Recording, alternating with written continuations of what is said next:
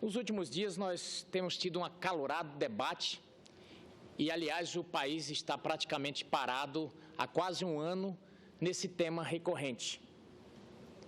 A presidente sai ou a presidente fica no cargo? Vai ter impeachment, não vai ter impeachment?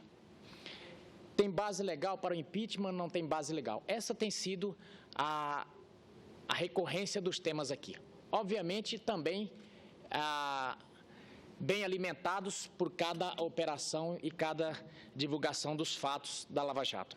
Mas, senhor presidente, eu tenho visto a manifestação dos senadores que sobem aqui nessa tribuna e que defendem o governo e que, de forma bem adestrada, bem combinada, de forma estratégica, tem sempre um mesmo argumento e batem na mesma tecla continuadamente.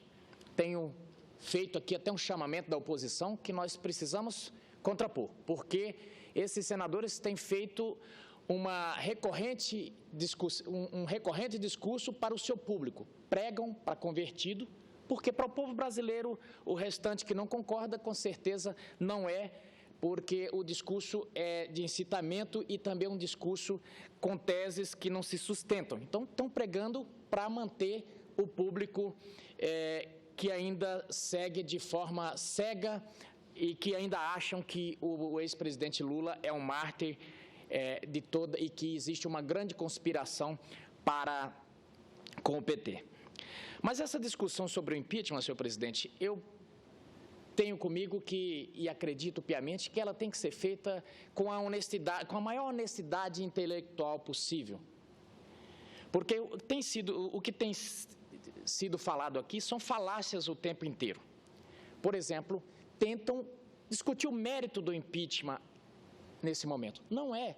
O impeachment é um processo. O impeachment, hoje eu cheguei a ouvir de alguém aqui dizendo, o impeachment está na Constituição, mas não é constitucional. Eu não consegui, até agora, não consegui digerir mentalmente essa afirmação. Não sei bem o que quis dizer. Mas o que eu digo é o seguinte, o impeachment é um processo como qualquer outro, com a diferença que a corte que julga não é o judiciário, mas sim o legislativo brasileiro. E esse impeachment está iniciando o processo ali na Câmara. Portanto, vai haver direito ao princípio do contraditório e o momento apto, o momento propício para a discussão do mérito, se tem base legal, se não tem base legal. Agora, o que não se pode é a oposição, e agora eu falo da oposição. A oposição não pode compactuar e não pode deixar sem resposta de que impeachment é golpe, de que impeachment é um crime. Não, impeachment está na Constituição, é constitucional, é um instrumento legal, sabe para quê, senador Dario Berger? Para afastar presidentes da República, para investigar presidente da República, quando houver, porventura, algum fato determinado. Esse é o ponto, simples assim. Esse alvoroço todo que está se criando, nada mais é do que uma estratégia para fugir do tema central, que é o que está ocorrendo ali no Palácio do Planalto. E aqui tem uma diferença bem separada entre dois processos. Vejam, no processo do impeachment, em que o PT acha fácil combater, enfrentar o mérito, que são as suplementações orçamentárias sem autorização legislativa e as pedaladas fiscais, fazem questão de todos os dias, desde que começou essa discussão, sobem aqui para querer discutir o mérito, querem discutir o mérito. Entretanto, nos outros assuntos mais difíceis, que é, por exemplo, o fato que está amplamente já claro de que o Palácio do Planalto e a Presidência da República fez através de pessoas, como bem disse o senador Delcídio Amaral, que foi instrumento da presidente Dilma e do ex-presidente Lula para obstruir a justiça e desconstruir a Lava Jato, esses temas não são enfrentados. Tentam enfrentar processualmente, nas filigranas do processo. Ora dizendo que houve uma divulgação que não deveria ter havido, ora desconstruindo a figura do juiz Moro, ora desconstruindo o próprio judiciário. Hoje aqui eu vi um verdadeiro festival louvando a decisão do juiz e ministro da Corte, do juiz do Supremo Tribunal Federal, do ministro Teori Savasky, dizendo que o ministro teve uma decisão sábia, ponderada, acertada e todos os adjetivos possíveis que haja no dicionário para a decisão do ministro Teori Zavascki. Há bem pouco tempo, essa mesma corte e o TSE foi demonizada aqui dessa tribuna por vários senadores, porque a decisão teria sido parcial, enfim, bateram aqui na corte. Sabe por quê? Que louvaram hoje e não louvavam ontem? Que demonizavam ontem e não demonizaram hoje? Porque hoje acharam que a decisão do ministro Teori Zavascki era-lhe favorável. Essa tem sido a lógica. Quando o Tribunal de Contas da União, por unanimidade, optou, fez um parecer pela reprovação das contas da presidente da República, essa corte foi enxovalhada, foi demonizada, foi chamada de golpista, ministros foram execrados aqui. Sabe por quê? Porque a decisão não era favorável ao PT. Então, essa lógica de que quando me é favorável, é legal, é moral, e quando não é tudo ao contrário, é uma lógica que a gente não pode ficar calado. Temos que combater esses argumentos. Eu não me furto, eu não odeio o governo, aqui não cabe ao parlamentar trazer emoção para cá, mas cabe trazer a razão. Cabe trazer a razão, porque hoje a oposição está sendo acusada, por exemplo, o senador Elmano Ferrer, Vossa Excelência, que tem uma longa vida política e é conhecida aqui na casa pela temperança, pelo domínio próprio. O PT fez o tempo inteiro aqui dessa tribuna, e da sua vida política, um discurso de divisão. E, ao mesmo tempo, agora, nesse processo em que estão arrebentados moralmente, continuam fazendo um discurso soberbo, um discurso arrogante e um discurso que não se sustenta na verdade. Cada vez se arrebenta mais. Mas a oposição tem que fazer esse contraponto. Porque nós estamos sendo acusados de fazer discurso de ódio. Nós não temos feito discurso de ódio. Pelo contrário, a oposição tem sido vaiada nas passeatas porque as pessoas querem mais verve, as pessoas querem mais posicionamento. E alguns oposicionistas na manifestação do dia 13 foram vaiados justamente porque a população tem cobrado uma posição mais firme. Na cabeça das pessoas que já foram nas ruas várias vezes, a pergunta é o seguinte: o que vocês estão fazendo aí que não votaram ainda o impeachment dessa presidente? Isso é o que está no senso comum das pessoas, o que pensa o homem médio da oposição. Estamos tendo desgaste por sermos responsáveis aqui, até demais, além do ponto. Quando eu digo responsáveis, é ter agido com temperança. Mas todo dia a oposição é atacada aqui, de golpista, de incitar o ódio. Mas quando ex-presidente Lula tem a oportunidade de pegar o microfone, ele desanca. Ele faz o discurso do nós e eles, do negro contra branco, e começa a dizer que o PT está sendo perseguido porque criou programas sociais, porque defende o pobre. O discurso é esse: olha, nós somos o partido dos trabalhadores, nós somos o partido dos pobres, nós somos pela pobreza, e vocês, elite branca, querem derrubar o PT porque o PT fez isso. Não tem discurso mais falso, não tem discurso mais... E eu não vou usar termos aqui para não me igualar, mas não tem discurso mais irresponsável. Não se conduz uma nação assim. Eu penso que o PT está saindo pela porta dos fundos da história. Fez uma história bonita, que se confunde inclusive com a história do ex-presidente Lula. O menino que sai do Nordeste, o menino pobre que sai do Nordeste, chega à presidência da República. Isso é filme de sucesso em Hollywood ou em qualquer lugar do mundo. Mas agora, ao descortinar de tudo isso, a gente começa a ver o que estava por trás. Como é que se chegou? As gravações têm mostrado como é o discurso. Por exemplo, aqui tem um discurso dizendo: o PT é o partido que mais defende as investigações. é o governo que mais lutou pela transparência. Esse tem sido o discurso que tem dito. As gravações que saíram mostraram que não. Mostraram que em público a Lava Jato era apoiada, o judiciário era apoiado. Mas no privado tramavam para destruir e desconstruir a Lava Jato. Não sou eu quem estou dizendo, foram as gravações deles próprios, foram as delações do senador Delcídio que deixaram isso às claras. Ele disse claramente, eu era um instrumento na mão do governo para a desconstrução da Lava Jato.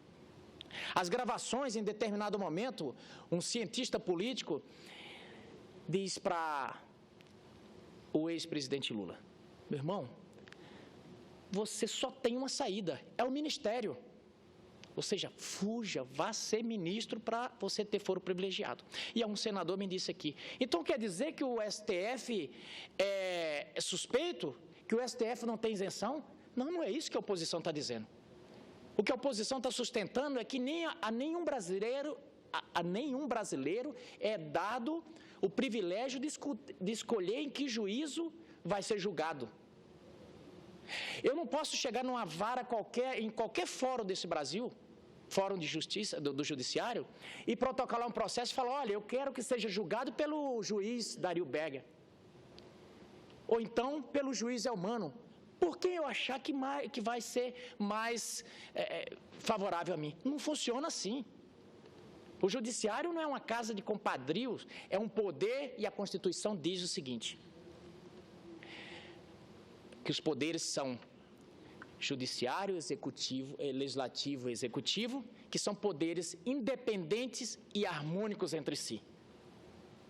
Essa independência tem que ser preservada, mas ela tem sido preservada aqui e louvada só na retórica. Só na retórica.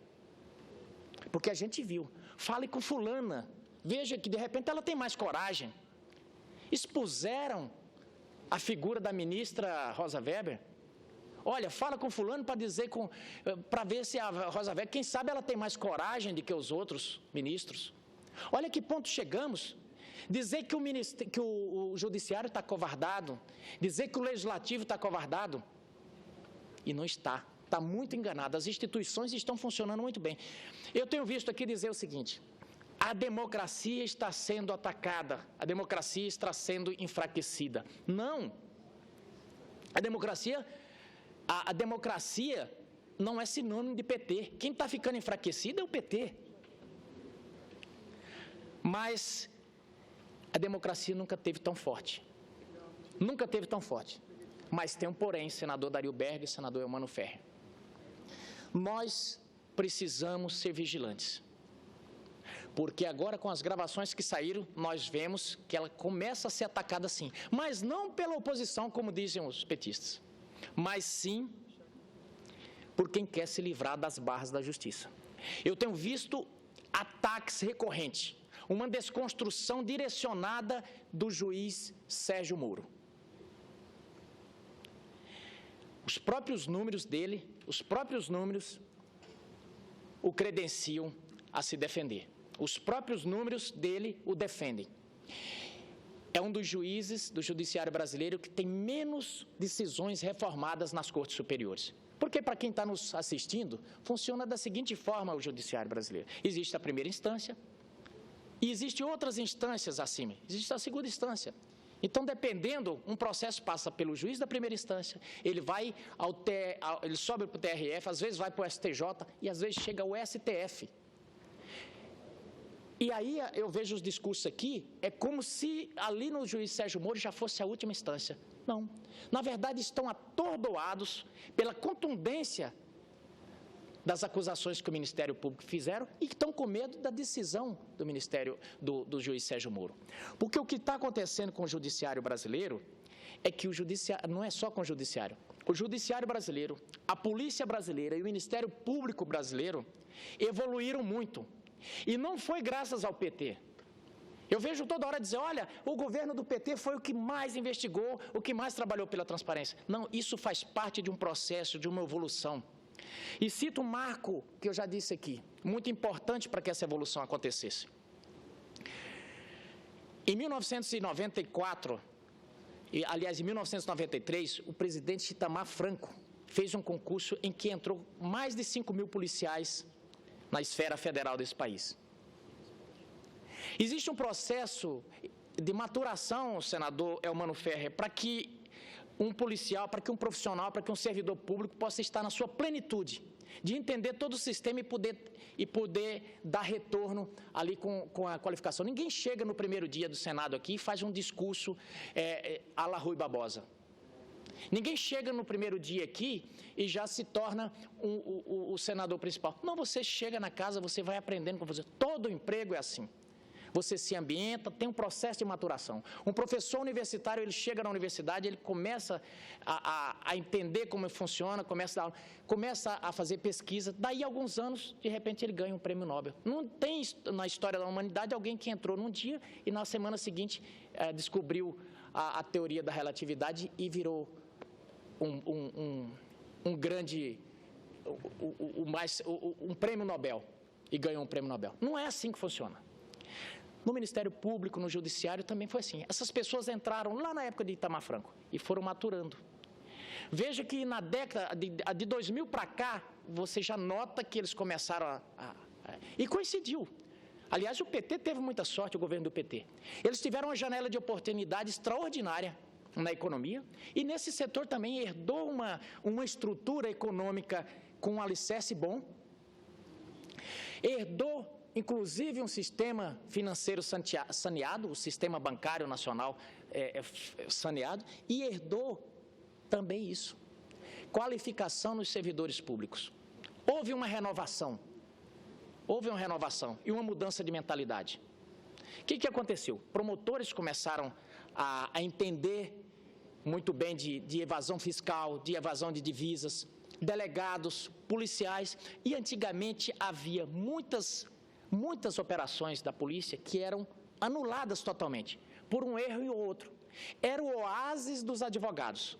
Tantos deles aqui por Brasília que ficaram famosos no país inteiro, porque derrubava operações inteiras. Não se preocupava nem de saber que crime a pessoa tinha cometido. Ele já ia nas nulidades. Enfrentava processualmente. O que o PT, por exemplo, está fazendo hoje. Não enfrenta o mérito, tenta enfrentar processualmente. Mas acontece que com a melhoria, com a evolução da polícia, com a evolução do Ministério Público Federal, com a evolução e o cuidado com o processo dos juízes, passou a ficar difícil.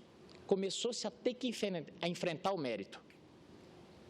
E aí nós vimos alguns poderosos, porque antigamente o pessoal falava só o pé de chinelo, só o ladrão de galinha vai preso. Sabe por quê? Porque ele não tinha condição de pagar um bom advogado que entendesse das filigranas e de saber como é que se dá o processo para poder anular tudo. Então, só quem tinha muito dinheiro tinha acesso a esses profissionais e acabava não indo para a cadeia. É tanto que o próprio Lula se elegeu com um discurso de que pobre nesse país não vai para a cadeia. Até hoje está pagando muito caro por isso, porque está aí nas redes sociais uma frase que ficou célebre dele, dizendo: no Brasil, quando um pobre rouba, vai para a cadeia. Quando um rico rouba, vira ministro. Então, essa evolução não se deveu ao Partido dos Trabalhadores.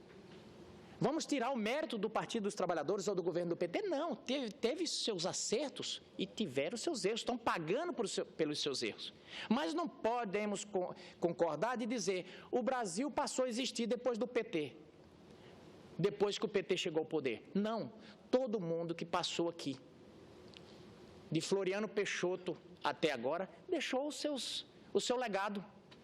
Não se pode dizer que não fez. Essa história de o sujeito entra numa prefeitura e aí esquece tudo que os outros fizeram. Não, todo mundo é ruim. Tudo de errado que aconteceu foi com os outros.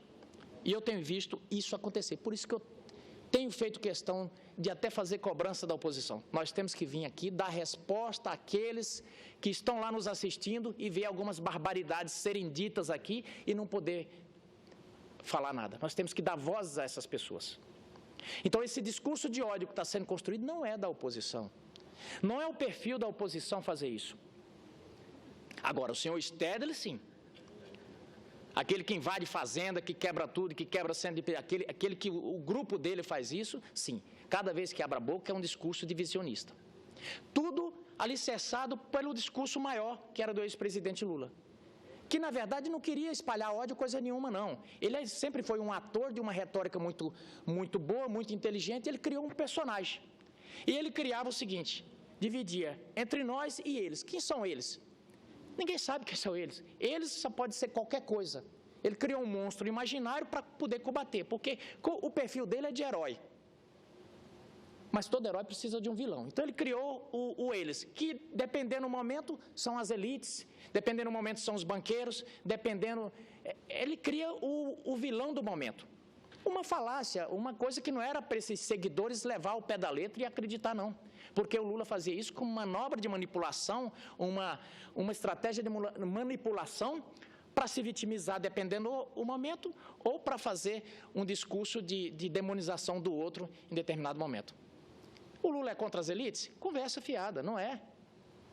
Nunca o sistema financeiro, bancário brasileiro teve tanto sucesso.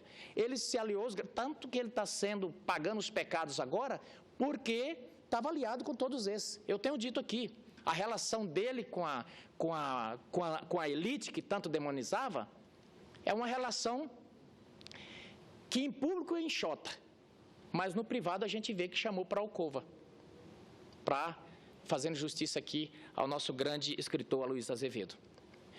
Então, esse discurso ele fez de divisão, e aí as pessoas,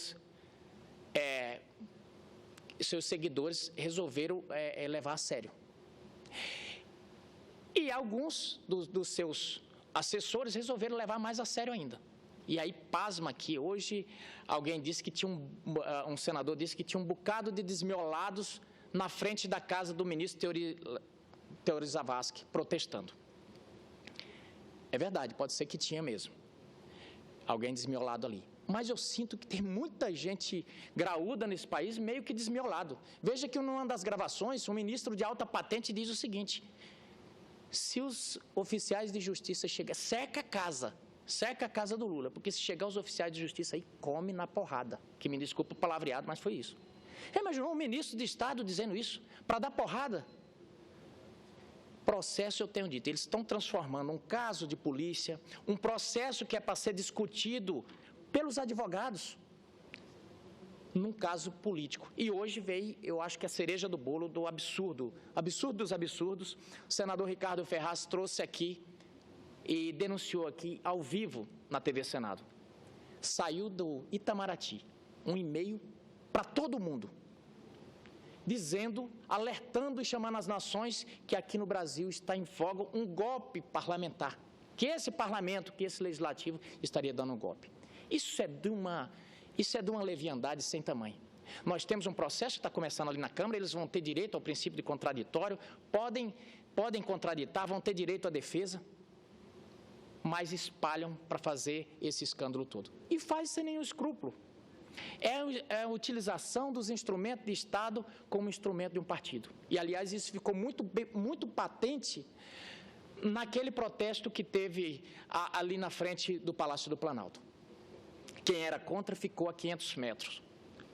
Os companheiros, quando chegaram, foram para dentro, fizeram um cercado, ficou ali e a presidente fez um comício na presidência da República. Isso é a desmoralização total da instituição Presidência da República, que não pertence ao PT, não pertence ao PSDB, não pertence a partido algum, pertence ao povo brasileiro, e a ninguém é dado o direito de desmerecer e diminuir a importância dessas instituições. Um comício como se fosse um comício de bairro ali, falando para os companheiros e demonizando o juiz Moro. Uma presidente que desce da estatura de presidente para ir bater boca com o juiz de primeira instância, sem demérito algum o juiz de primeira instância.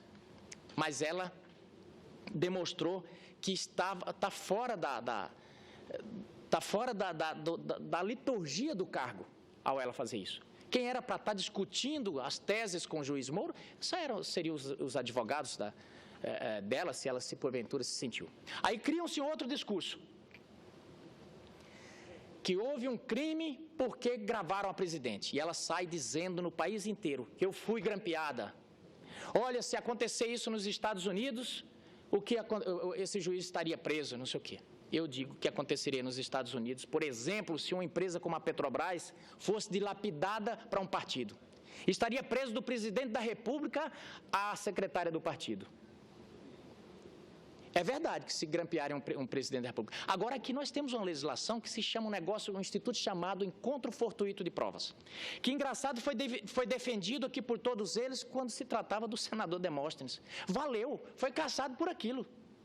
Porque ele ligou em determinado momento para o Cachoeira estava grampeado, ele falou a mesma coisa que eles estão falando agora. Olha, eu tenho prerrogativa de fora, não poderia, essas ligações não podiam valer.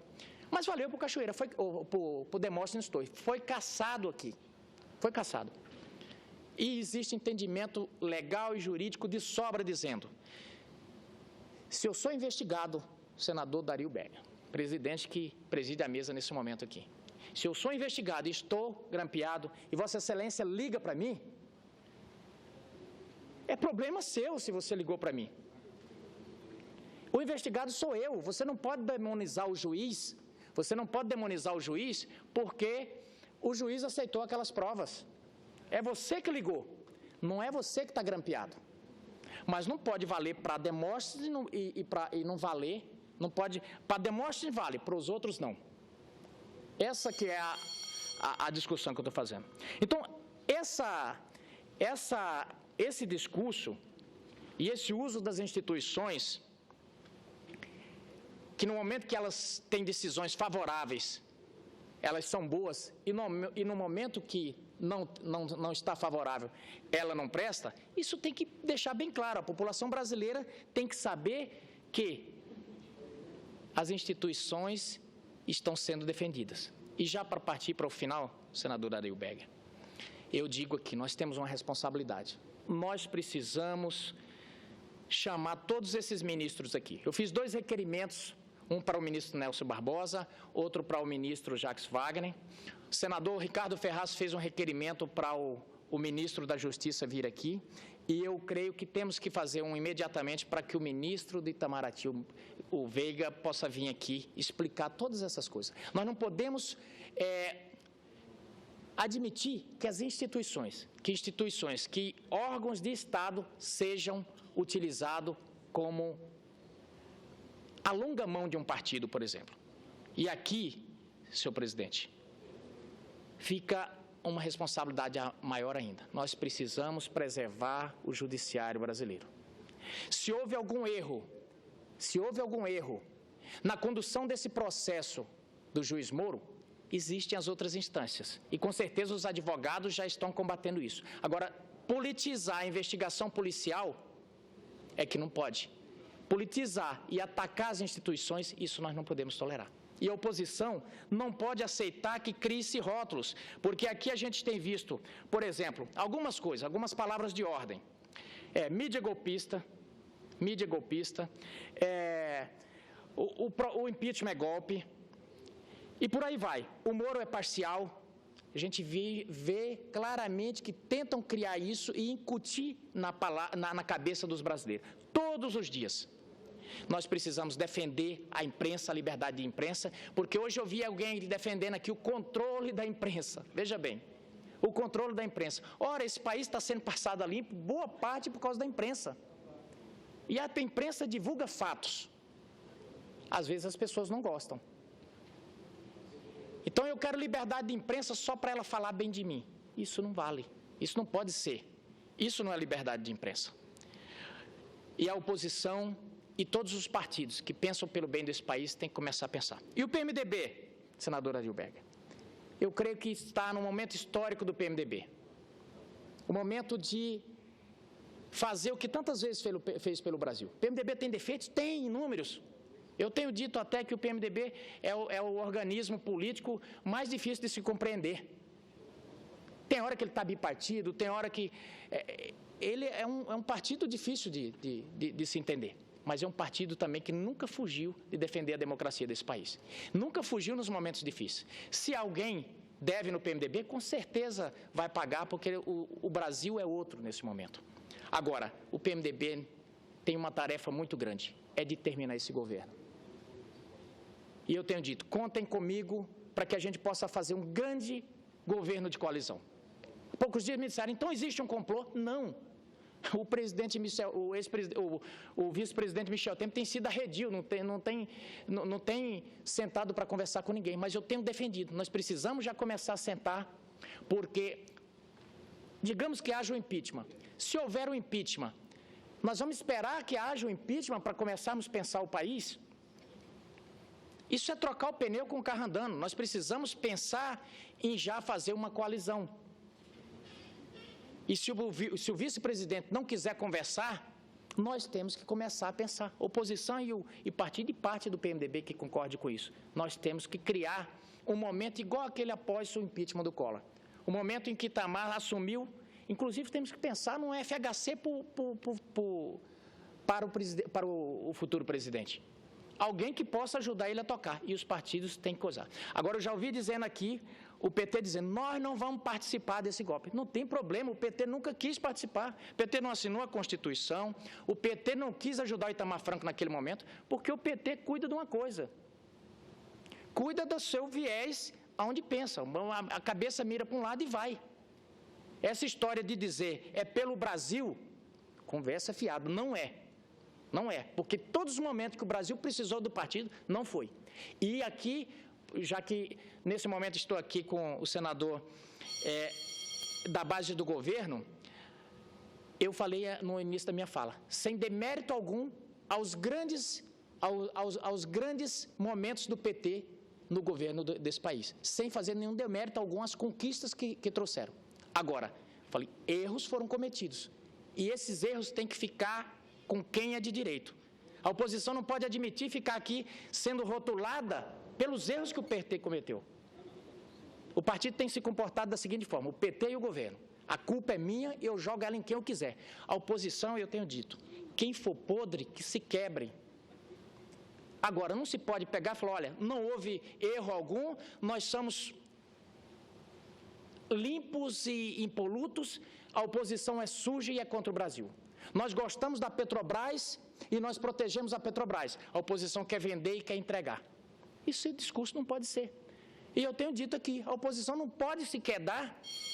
E o discurso que tem que ficar aqui, a verdade que tem sido passada, é a do Partido dos Trabalhadores, que vem das lutas sindicais, sabe muito bem se organizar, monta um time, uma zaga muito bem feita aqui, com senadores muito experientes da luta, e cria uma verdade que não é a realidade dos fatos. A realidade até tem se descortinado pelo que tem acontecido.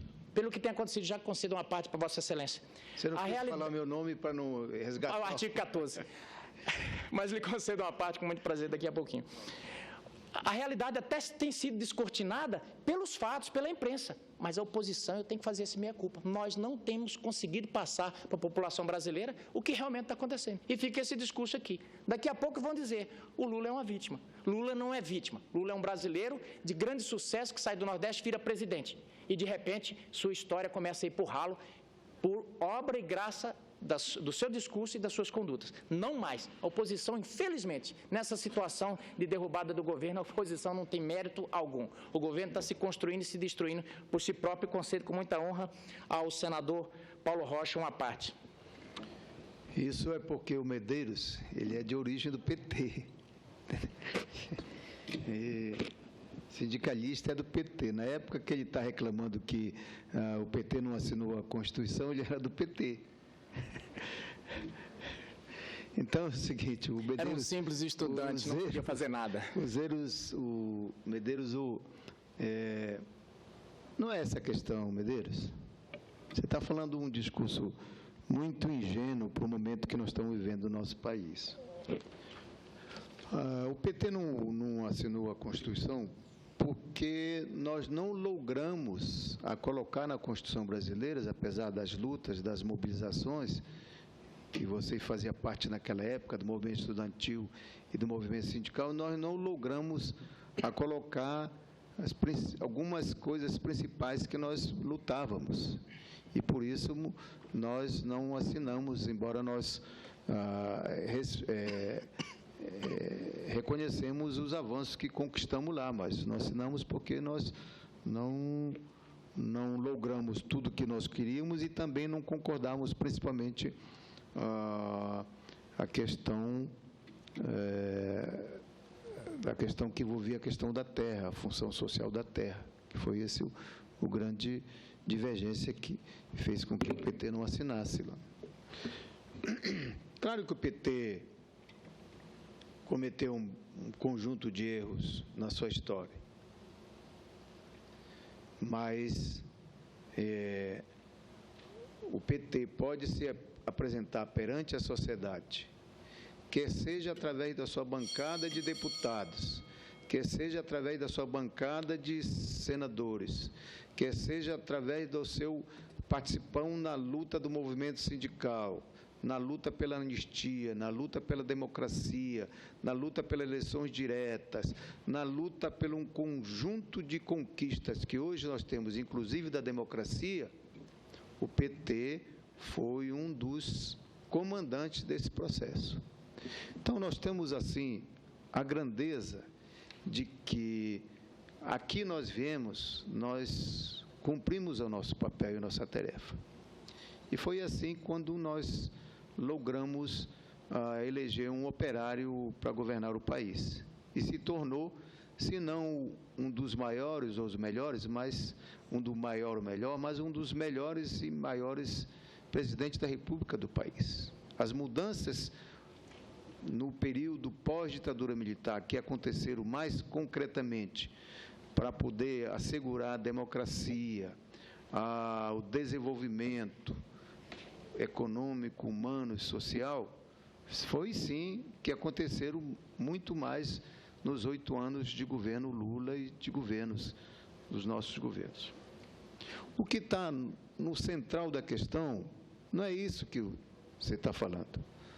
PT, oposição, PMDB e tal. O problema é que há uma reação, inclusive internacional, de que uma elite que sempre dominou o país com toda essa riqueza, com todo esse problema, essas questões que estão colocadas, perderam o poder político do país, o poder de influenciar a partir dos seus interesses.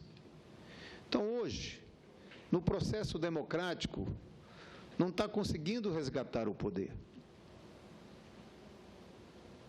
Então, está usando um outro processo, que é a velha forma. Se você estudar a história, Medeiros, é isso que tem acontecido, é a criminalização da política. Se fosse outros tempos, se não fosse o povo, as classes populares, os trabalhadores se apoderar da estrutura política do país, eu, por exemplo, nunca seria senador da República. Um operário pobre lá do interior do Pará, nunca tinha as condições de ser senador da República. E fui 5 vezes deputado federal e agora resgato o mandato de senador da República, com 46% dos votos do meu estado. Pobre, continuo pobre, sem dinheiro, sem... A sua história, com certeza, é a mesma coisa.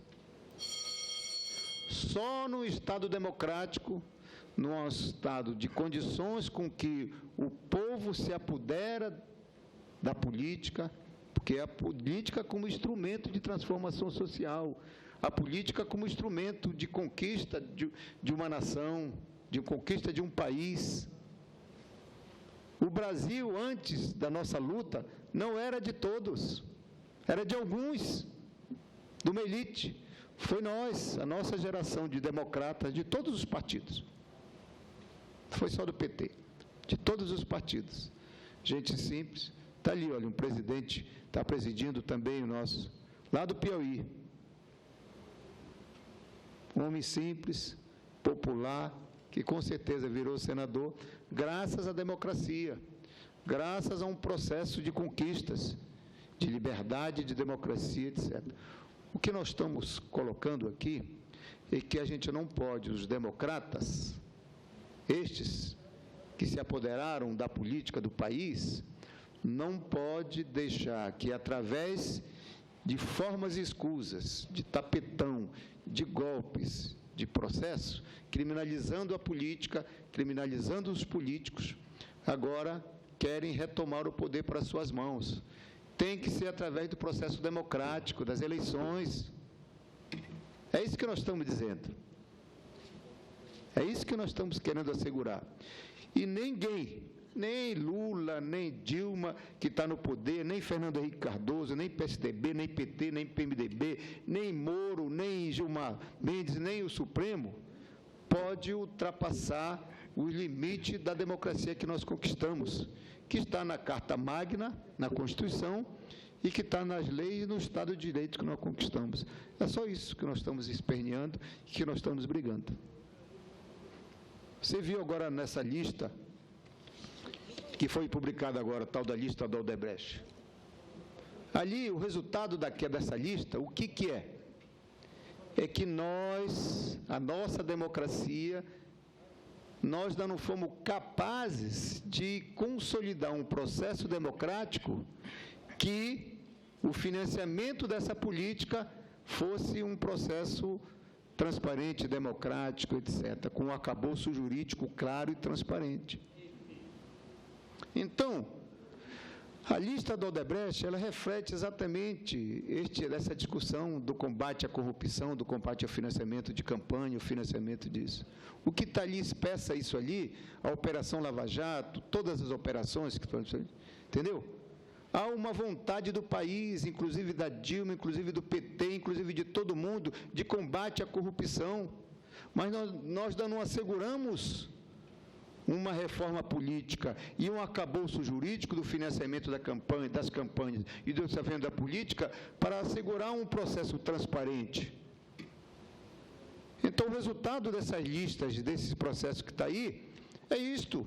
É o financiamento, está todo mundo lá, todas as forças políticas, todo mundo, porque esse é o resultado. Agora, o que não pode, o que está colocando em xeque nessa polaridade entre os que estão no poder e os que estão na oposição, que tentam, a partir de uma operação chamada Lava Jato, e que está descobrindo essas coisas de financiamento de campanha, direcionar a criminalização só para alguns, principalmente quem está no poder, e tentando esconder aqueles que não estão no poder, na oposição, com um discurso moralista, um discurso hipócrita, capaz, inclusive, usando métodos escusos, autoritários, para poder separar e transformar isso numa disputa política. Então, esse é o jogo, Medeiros, essa é a questão que está colocada. O que nós estamos colocando é que agora, e aí, o que está acontecendo? A política foi tão descriminalizada, os políticos, que agora a movimentação de rua não está mais só vaiando os vermelhos. Agora está vaiando todo mundo, a classe política, os partidos, as principais lideranças. Está vaiando o resto porque não tiraram os vermelhos. A revolta é essa. Hein? A oposição está sendo vaiada não pelo mesmo motivo. As pessoas estão revoltadas com o governo e estão revoltadas com a oposição por essa inanição que eu falei aqui. Da oposição não ter sido mais petista na oposição. A culpa então é do PT, da história hoje do Brasil? A culpa é do PT, dos vermelhos? Eu estou dizendo que a população está revoltada com o governo e está indo para as ruas contra o governo e contra o PT. E está revoltada... Então você é da tese que os petistas, Paulo Rocha... aqui o pessoal, nós somos uma organização criminosa, nós somos o Satanás, aqui o pessoal da oposição, você, o Cássio, o Aécio, é tudo chantinho, puro. Está me colocando palavras na minha boca, senador. É isso? Não, eu estou dizendo, deixa eu me explicar. Eu acho que Vossa Excelência não me entendeu. É isso? A tese é essa? Não, eu acho que Vossa Excelência não me entendeu. Não, como não? Eu disse o seguinte, que a culpa é dos vermelhos, então tem que... Não. A oposição, o que eu estou dizendo... Tem que jogar no... O que eu estou dizendo é que a oposição foi vaiada... É isso? Que a oposição foi vaiada nas manifestações, não pelo mesmo motivo. A população está fazendo... Foram às ruas, e Vossa Excelência há de convir comigo, que a população foram às ruas... A mesma população que foi à rua, a população está dividida naqueles que foram dia 13 e naqueles que foram dia 18. Aqueles que foram dia 18, então, são os satanás da história? Foram 90... Porque veste vermelho? Está dividido, 96% de um lado e 4% do outro. Mas deixa eu colocar, Vossa Excelência entender o raciocínio. Aí não dá para debater, desse jeito aí não. Aí... Deixa eu dizer, senador Paulo Rocha, Vossa Excelência me disse que a oposição foi vaiada pelos mesmos motivos da situação. Da criminalização.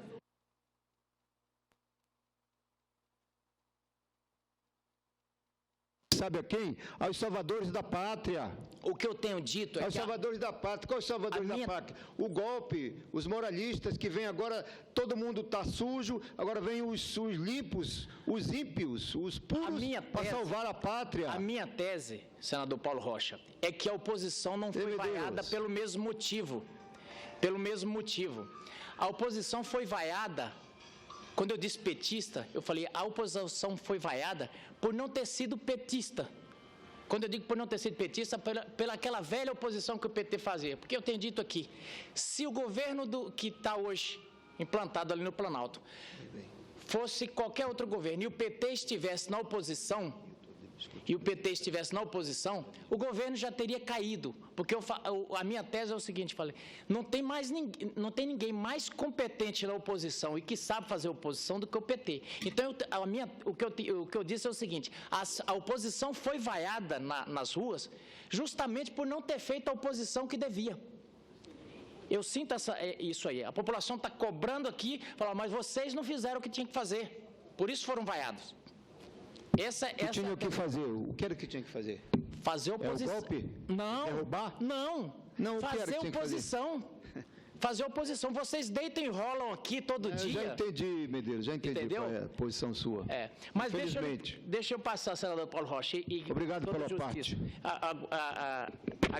Eu que agradeço pela parte, porque Vossa Excelência, se eu fosse presidente da República, com certeza gostaria de tê-lo na zaga e na defesa e seria o meu líder aqui, porque além de fazer bem a articulação, ainda faz um combate muito forte. Mas digo para Vossa Excelência, o PT, o Partido dos Trabalhadores, pediu impeachment até do presidente do Corinthians, senador Mano Ferrer. Todos os presidentes que passaram, o Partido dos Trabalhadores pediu impeachment. Não importava os motivos, e ninguém disse que aquilo era golpe. O senador Paulo Rocha falou aqui com muita propriedade, porque tem muita experiência e há anos que ele mesmo disse 5 mandatos e agora também é senador, mas o Partido dos Trabalhadores, quem passou aqui? Collor, Itamar Franco, Fernando Henrique, todos esses foram impeachmentados, vamos dizer assim, pelo PT. Dizer que o PT aceitava o resultado das urnas também não é verdade. Em determinado momento, criou o governo paralelo do PT. Agora, esses argumentos todos são bem desconstruídos pela habilidade. Aqui nós temos senadores do naipe do senador Humberto Costa, senadora Gleisi Hoffmann, senador Lindbergh, senador Paulo Rocha, que são exímios tribunos. E essa é a crítica que eu tenho feito à oposição. Por que a oposição está nas ruas sendo vaiada? É porque eles falaram, vocês tinham que fazer o mesmo, vocês têm que contrapor. Porque o argumento que fica é o argumento bem construído. Tem golpe nesse país? Não tem golpe, não tem golpe. Tem um processo de impeachment natural, correndo, e às vezes um juiz ou outro pode errar, mas as instituições estão aí para corrigir. Esse é o grande assunto. Agora, dizer o PT cometeu todos os erros e não acertou nada, não é verdade. Teve ganhos sociais, assim como todos os outros partidos, é o que eu disse aqui. Agora, nós precisamos fazer esse contraponto. Porque senão fica um discurso falso, fica parecendo que realmente tem um golpe. Dizer que existe uma conspiração internacional e que nesse momento só as elites é que estão querendo retomar o poder, não é uma verdade. De qualquer maneira, o ciclo do PT se acabou. Tem o impeachment ou não, na próxima eleição o PT não se elege por tudo que fez. Essa é que é a grande realidade dos fatos. Mas muito obrigado, senhor presidente, pela paciência com que Vossa Excelência me deu mais tempo para terminar minha fala.